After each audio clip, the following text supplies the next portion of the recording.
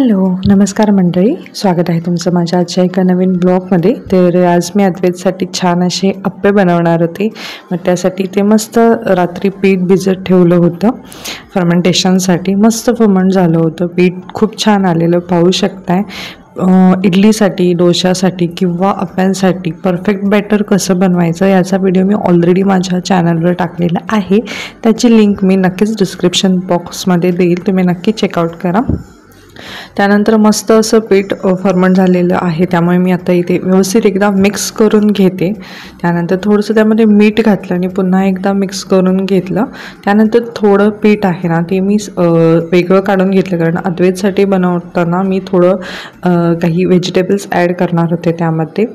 त्यामुळे एका भांड्यात मी थोडंसं पीठ सेपरेट काढून घेतलं. त्यामध्ये थोडासा कांदा, अगदी थोडीशी मिरची घातली, त्यानंतर शिमला मिरची घातली, त्यानंतर किसलेला गाजर घातला आणि थोडेसे स्वीट कॉर्न्स. तुम्ही यामध्ये अजून बटाटा किंवा असंच इतर काही अजून घालणार असाल तर घालू शकता. उदाहरणार्थ बीट, अशा गोष्टी तुम्ही यामध्ये अजून ॲड करू शकता. त्यानंतर मी हे व्यवस्थित मिक्स केलं. चवीनुसार यामध्ये थोडंसं मीठ घातलं. पिठात ऑलरेडी मीठ आहे, त्यामुळे थोडंसं प्रमाणातच म्हणजे चेक करूनच मीठ मी यामध्ये ॲड केलं. त्यानंतर मी ते अप्पापात्र गरम केलं,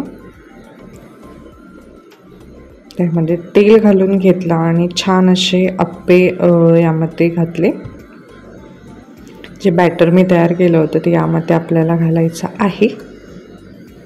ऑलमोस्ट प्रत्येकाकडे अप्पापात्र असतं. नसेल तर तुम्ही याचा उत्तप्पा देखील बनवू शकता किंवा इडली बनवू शकता, डोसा बनवू शकता.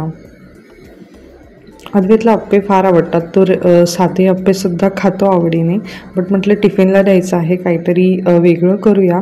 त्याला पण आवडतं असं काही, स्वीट कॉर्न्स वगैरे त्याला आवडतात, तो आवडीनं खाईल ह्या आणि मी असं सगळं व्हेजिटेबल ॲड करून त्याच्यासाठी अप्पे बनवले.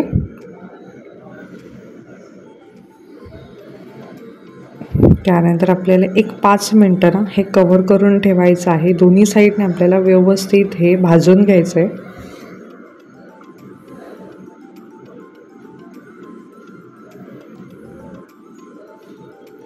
5 मिनटानंतर चेक करायचं.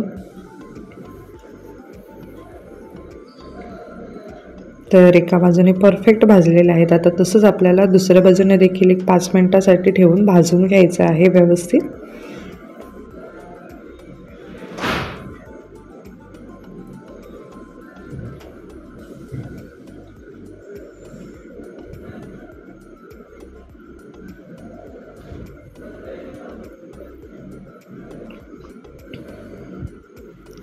पुन्हा एकदा कव्हर करायचं.